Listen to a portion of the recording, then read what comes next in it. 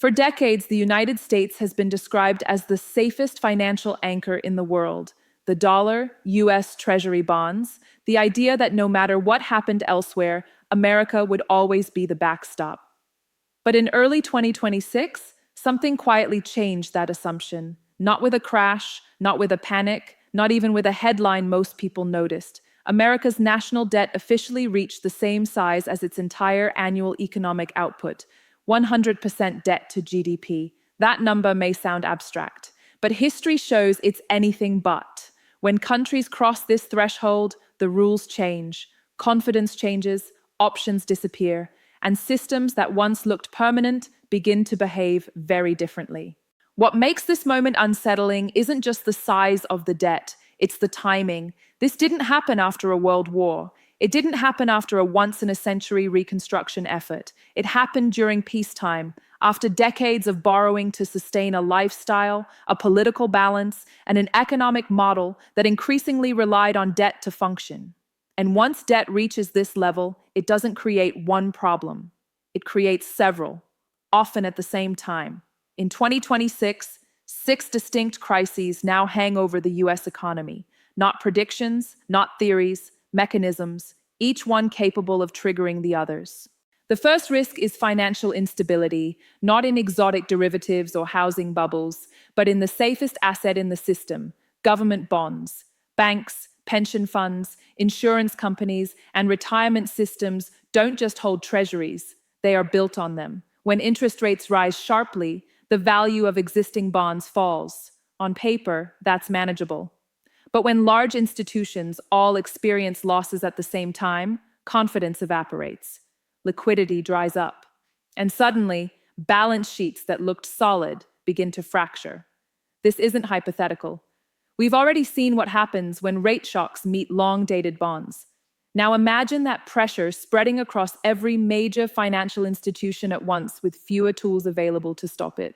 The second crisis is inflation pressure returning not because of supply shocks or pandemics, but because of arithmetic.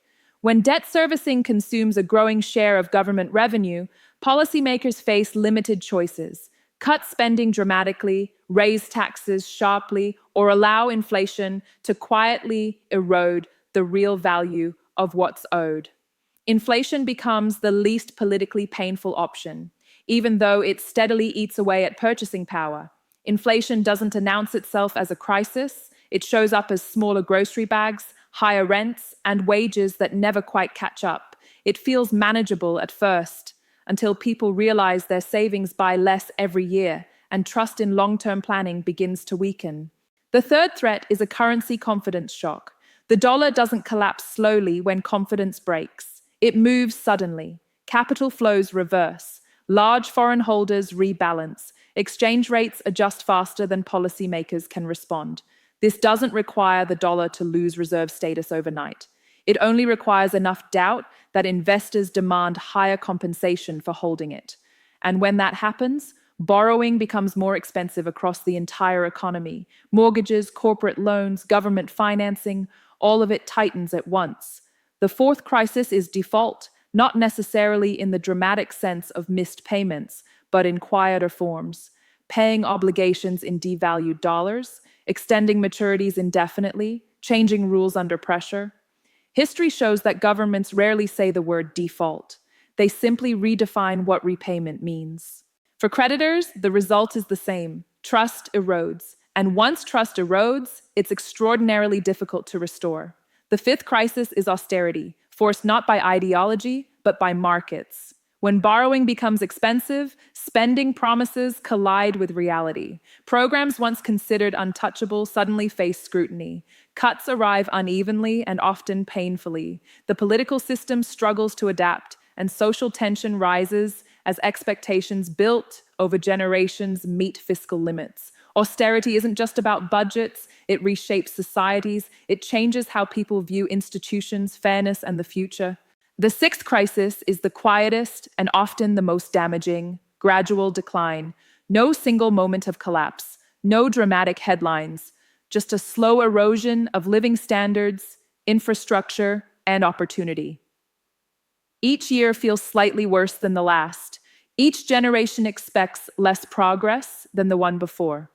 And because it happens slowly, it's the easiest to normalize and the hardest to reverse. What makes these 6 risks especially dangerous in 2026 is not that any one of them must occur, but that the system no longer has the flexibility it once did to absorb shocks.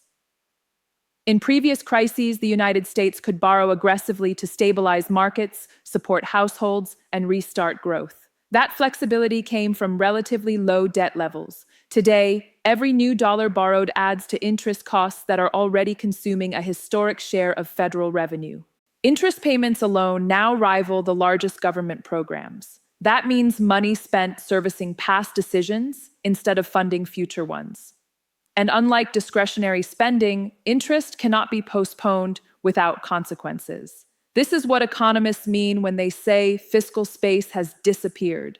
Not that action is impossible, but that every action carries heavier trade-offs. Every response risks amplifying another problem. That's why this moment feels different to people who study long-term cycles. Not because collapse is guaranteed, but because margin for error has shrunk dramatically.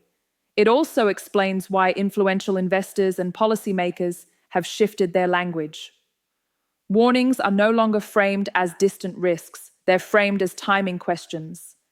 When systems reach this stage, outcomes become path-dependent. Small events matter more. Confidence becomes fragile. And it's important to be clear about something here. None of this means daily life suddenly stops. Planes still fly, stores stay open, paychecks still arrive. The danger is subtler. It's about how quickly conditions can change once trust begins to weaken. History shows that the most damaging financial shifts often occur not when problems are obvious, but when they are dismissed as manageable, when people assume that past stability guarantees future safety. Another factor that makes 2026 particularly sensitive is the global environment. The US is not managing this transition in isolation. Geopolitical competition, fragmented supply chains, demographic aging, and rising defense commitments all place additional pressure on public finances. At the same time, global investors have more alternatives than ever. Capital is mobile. Confidence is conditional. The idea that demand for US debt is infinite has always been an assumption, not a law of nature. This doesn't mean the United States is destined to repeat the experiences of other countries. The US has unique strengths: scale, innovation, institutional depth, and the world's primary reserve currency. But strength does not eliminate constraints. It only changes how they appear. The core issue is not whether America can function with high debt. It's whether it can continue expanding commitments faster than its capacity to finance them without consequences. At 100% debt to GDP, the system becomes more sensitive to interest rates, growth slowdowns, and political gridlock.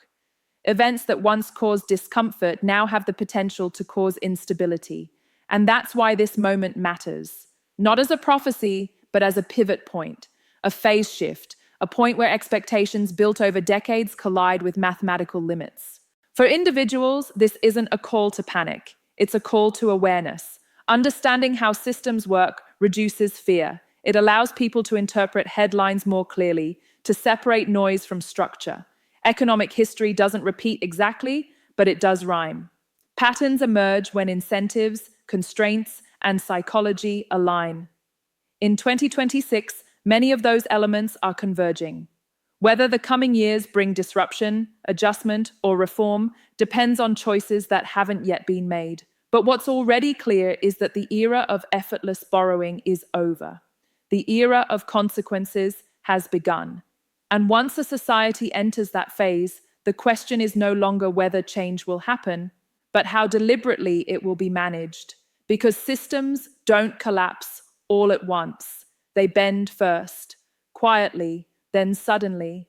And the countries that navigate those moments best are the ones that recognize the shift before it becomes undeniable.